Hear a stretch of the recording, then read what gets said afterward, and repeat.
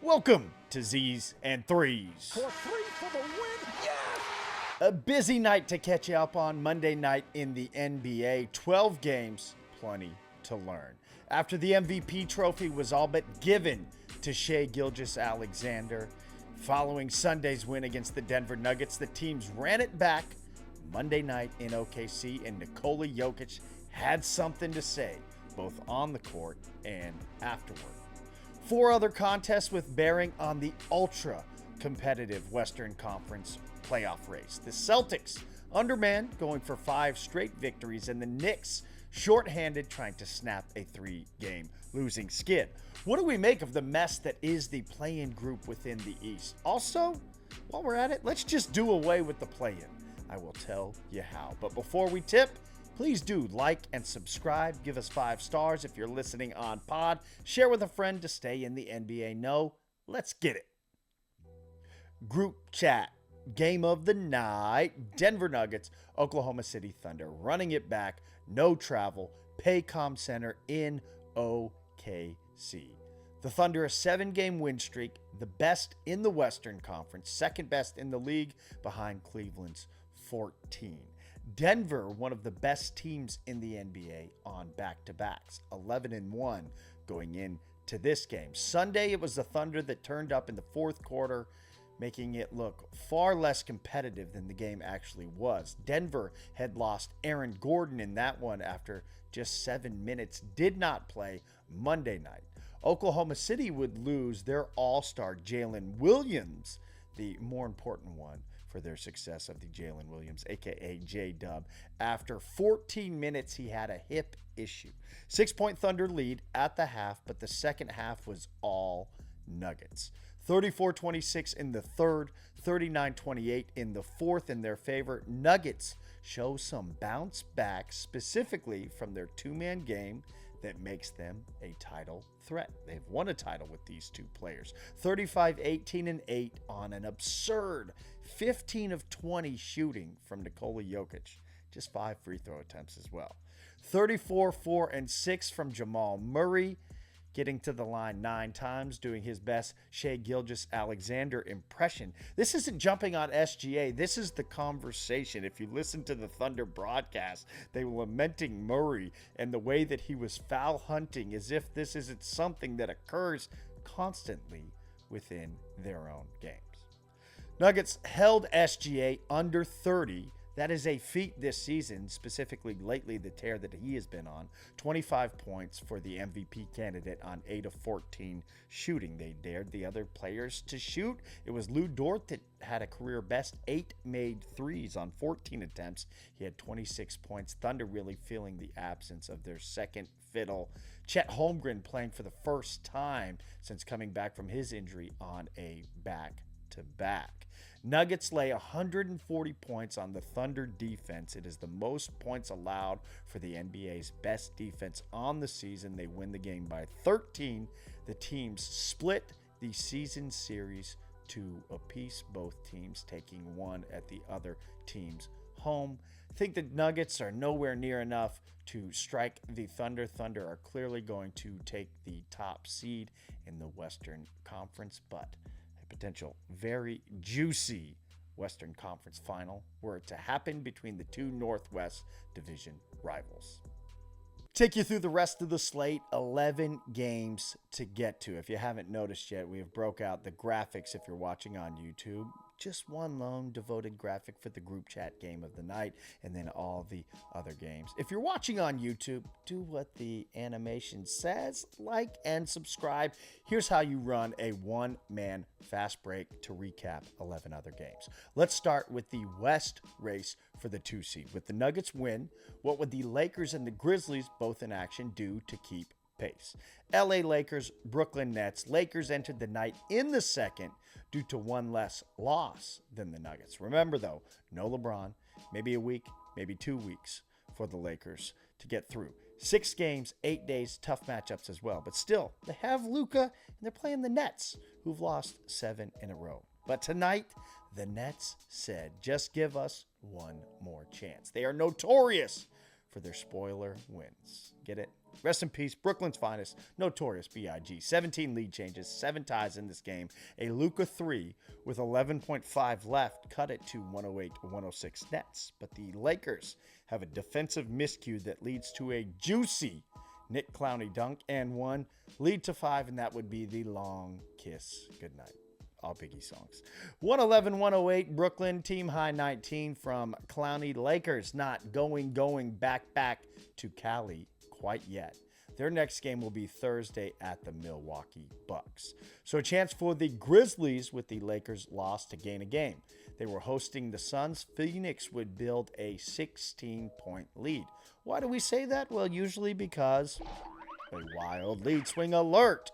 Memphis takes it back early in the third quarter. Under 10 seconds left, Kevin Durant nails a 3 to trim the Suns' deficit to just 2. Desmond Bane on the ensuing possession for the Grizzlies steps out of bounds, so a chance for Phoenix to send it to overtime or win the game. Kevin Durant, top of the key 3, side iron, no dice. Grizzlies do not catch a sunburn. 29 points, 4 rebounds, 12 dimes from Ja Morant. We'll update the standings after we get through the rest of the games. In order to do such, we have to talk 7 through 10 in the Eastern Conference.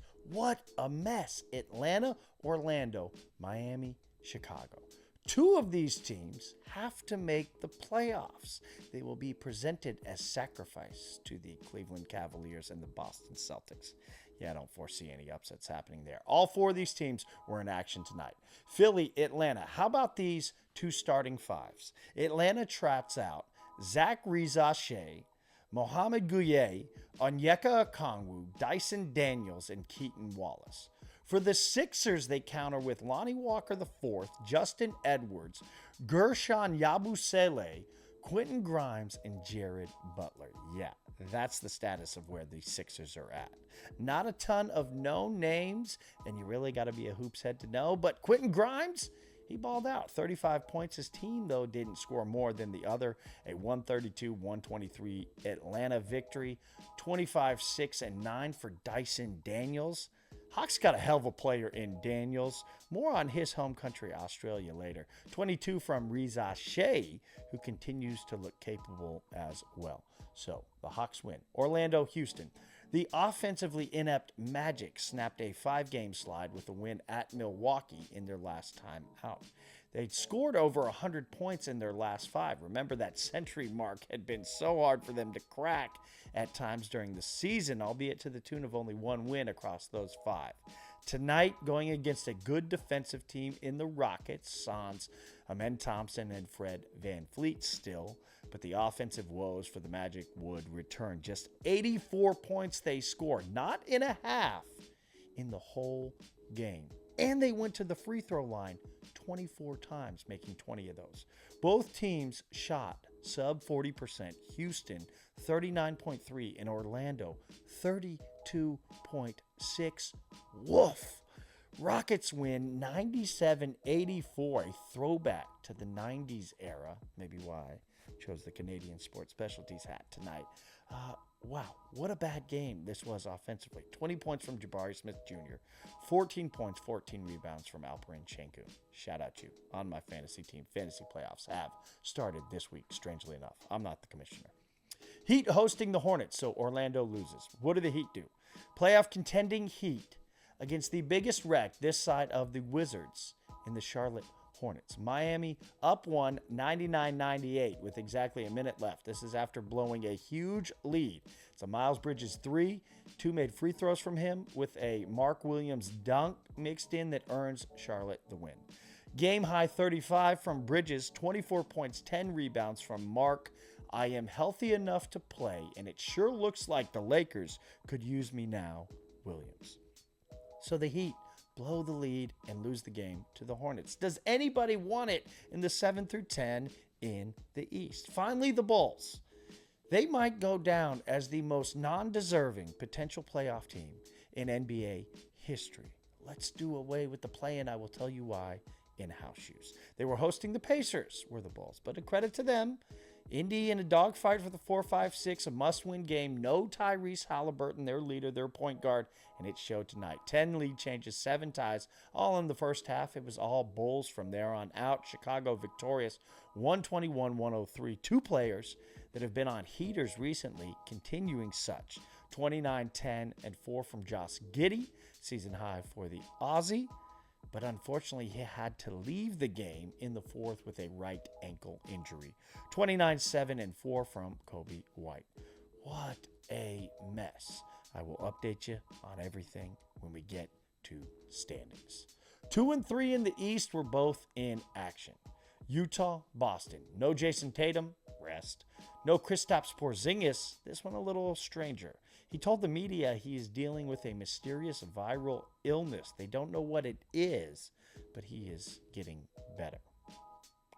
Sam Hauser does his best Jason Tatum impression. He shoots the ball 23 times. More green than the Celtics jersey. 19 of those were from 3. Yes, this is Boston's MO. Don't matter who you are, just get in, shoot threes. He makes 9 of them. If I let you shoot 19 threes in an NBA game, if you play basketball, how many do you think you could make? Do you think you could make 4? I don't know. I said I think I could make 3, but I may be tripping. I probably am. Sam Hauser made 9 of them on his way to 33 points. A game high as the Celtics mute the Jazz. 114-108. New York Knicks, as mentioned, out west, 3-game slide. It has not been kind. Looking for their first win as they're on a 5-game West Coast road swing. They had the OT loss in LA to the Lakers. That included the Jalen Brunson injury that will sideline him for a couple of weeks. They go back-to-back across town and lose to the Clippers. They go up to the capital city of Sacramento and get right with a 133-104 victory. 26 points for Karl Anthony Towns in that victory. Let's stay on the West Coast, just down the way in the Bay. Games of playoff importance in the Western Conference. Portland traveling back-to-back against the Warriors. Warriors, 4-game win streak. They jumped ahead of the Wolves with such into that 6th spot. Remember, top 6 teams guaranteed to make the playoffs. It's 7 through 10 that you have to play your way in. Hence the play-in name that I want to get rid of. They were hosting the Blazers, and it was essentially all Warriors after the early salvos back and forth. It was a 131-20 victory in their favor. 5 in a row now off the 26 points from Gary Payton II, 24 from Steph Curry, and a triple-double from Jimmy Butler III, 15, 10, and 10. Also in the West, with a potential to still make the playoffs, the Dallas Mavericks. They were in San Antonio taking on the Spurs. With the Suns lost, the Mavs could still keep comfortable distance for that 10th and final play-in spot. They do so playing just 8 guys against San Antonio to a 133-129 win. 28 from Spencer Dinwiddie, 26 from Klay Thompson, 23 from Najee Marshall. Call it Nico Vision. It's all coming together. One final game would go to lottery land. Washington Wizards, Toronto Raptors up north. Raptors give the Wizards their 50th loss of the season. Utah also has 50, but Washington has 2 less wins, just 13 total. That's a lot of losing basketball. 32 points from, you guessed it, A.J. Lawson for the Raptors. He also hails from Toronto. Yes, we are officially into this portion of the year. If y'all are familiar with the show, my resume, I do work in the G League. I know some of these guys can ball. I've seen it. I call their games. It's nice to say some of their names in reference to NBA games. A.J. Lawson, one of them, captaining his team, 32 points to a victory. Updated standings. How does this all piece together to create the beautiful mind puzzle? Let's start in the West. Nuggets are up to the 2 seed with a record of 42-23, with the Lakers at 40-23. So Denver 2 extra wins. The Grizzlies now 0.004 percentage points. Win percentage is the determinant of seeding. Every team will finish with 82 games, but the Grizzlies now behind in win percentage to the Lakers. Memphis has one more win, but one more loss as well. The Rockets, after their slide, are getting back into the mix. They have won 3 in a row. They sit at 40-25. The Grizzlies on a 3-game win streak as well. So how does that 2, 3, 4, 5 play out? Remember, 2, 3, and 4 all begin the playoffs at home. Lakers, their next 2 at Milwaukee and at Denver. They play those 2 teams additionally across their next 7 games. So 2 against Milwaukee, 2 against Denver. Those very important. Will they have to do it all without LeBron James? The Warriors, their victory, they are 9-1 over their last 10. They are 0.002 percentage points ahead of the Wolves for 6. And I had to pull up the standings for this one because it has gotten so complicated in the East. 4-5-6 is a great race.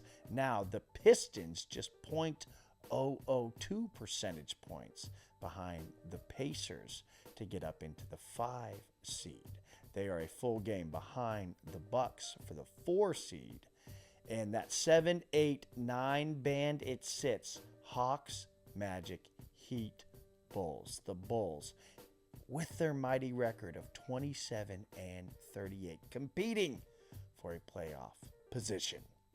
Heavy Pour, leading scorer of the night, presented by Portland Water. Visit them at drinkpdxwater.com. And we have an unprecedented situation for the Heavy Pour. We had to use a little bit more H2O because we had a log jam. 4 players all scoring 35 points. That was the best mark in the NBA this evening. Nikola Jokic with his, Quentin Grimes, Kevin Durant, and Miles Bridges. First time we have had a 4-man tie for the Heavy Pour.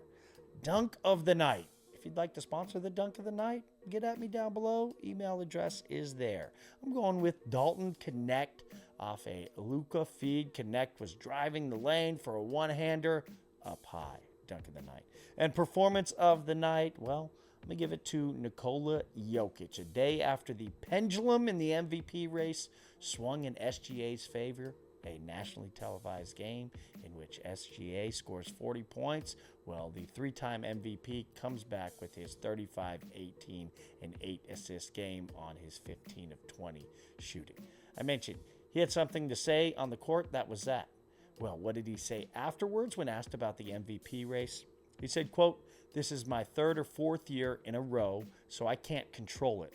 I will say I think I'm playing the best basketball of my life, so if that's enough, it's enough. If not, the guy deserves it. He's really amazing," end quote. Maybe not as spicy as you thought it would be, but pretty cool stuff from the 3-time MVP. And that MVP race, I don't think it is over quite yet.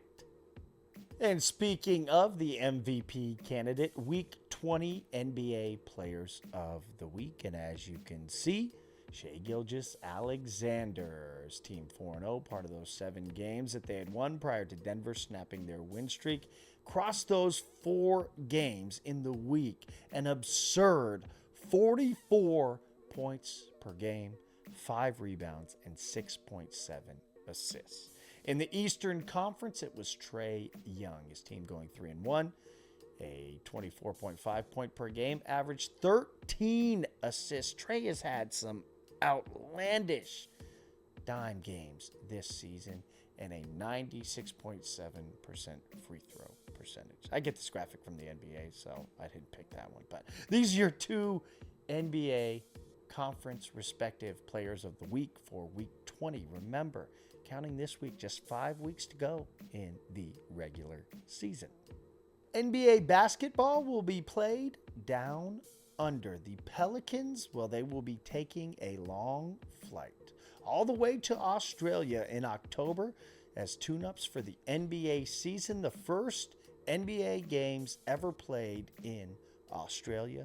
The Pelicans taking on 2 NBL teams, that is the top level of professional play in Australia. The 2 teams, Melbourne United and the Southeast Melbourne Phoenix. Games will take place on October 3rd and 5th, part of the NBA's continuing outreach. If you remember, prior to the start of this season, Boston and Denver both went over to Abu Dhabi to tune up for the season.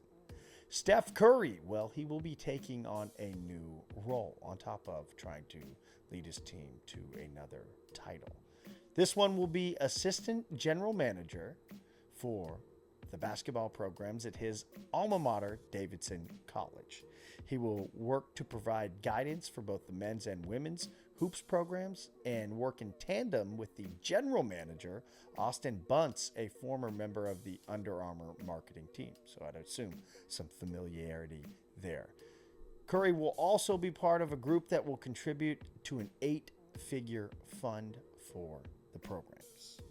No update on Oklahoma City All-Star Jalen Williams post-game. Mark Daigneault, the Thunder head coach, said he will be evaluated on Tuesday. House shoes. I got on some Adidas this evening, and if you've noticed, I'm in the process of reworking the back. I got the LaMelo Teenage Mutant Ninja Turtle Mellow Ball 4s back behind me. If you haven't checked out episode number 1 of the Signature Sneaker Showdown, please go check that out. Let me know what you think. Let me know who you think is going to win. Episode 2 coming your way on Thursday. Let me get with my Adidas on my soapbox, because I want to do away with both the play-in and conferences in the NBA. 12 games tonight. I went through each and every one of them. You just heard what went down. Teams are already mailing it in with 20% of the regular season left. We have a pretty good idea with every team what they are going to be in the regular season. All that is left at this point is to decide the seeding and go to the playoffs, where we really find out about teams and what they are made of.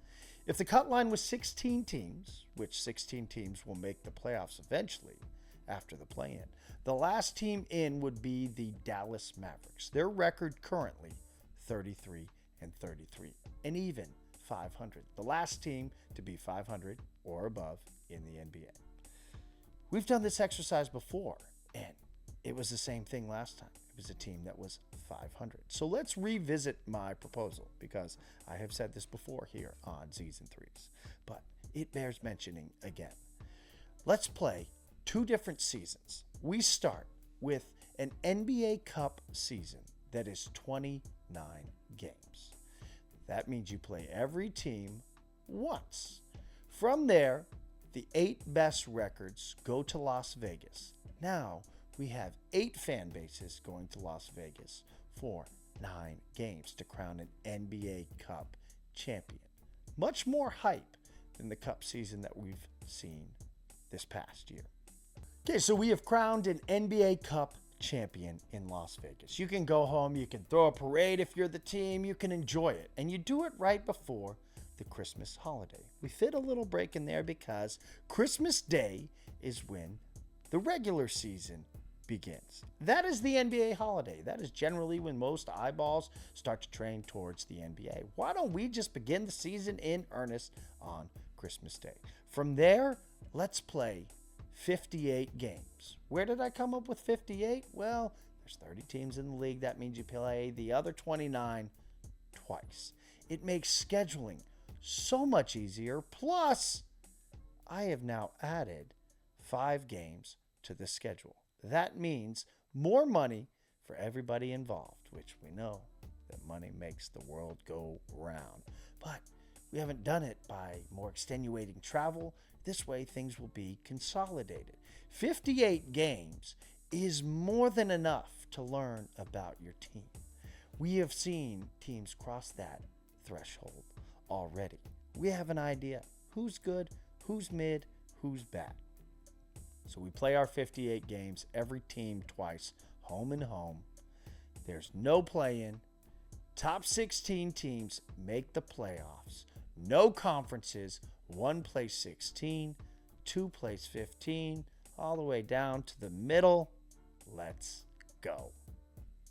What to watch Tuesday night after the 12 games on Monday, a light night in the association, just 4 games. The Cavs are looking to make it 15 in a row. They will be hosting the Brooklyn Nets. Bucks, Pacers, broke it down in standings how important that matchup will be, seeding as 3 teams with the Pistons as well fighting for that final home playoff spot in the Eastern Conference. Signature Sneaker Showdown. Episode 2 coming your way Thursday. Go back and watch episode 1 if you need to be in the know. If you missed anything, as always, Tyler Denning here, Z's and Threes, we got you. If you like the show, do what the animation says. Like, subscribe, share with a friend. We will see you tomorrow. Peace.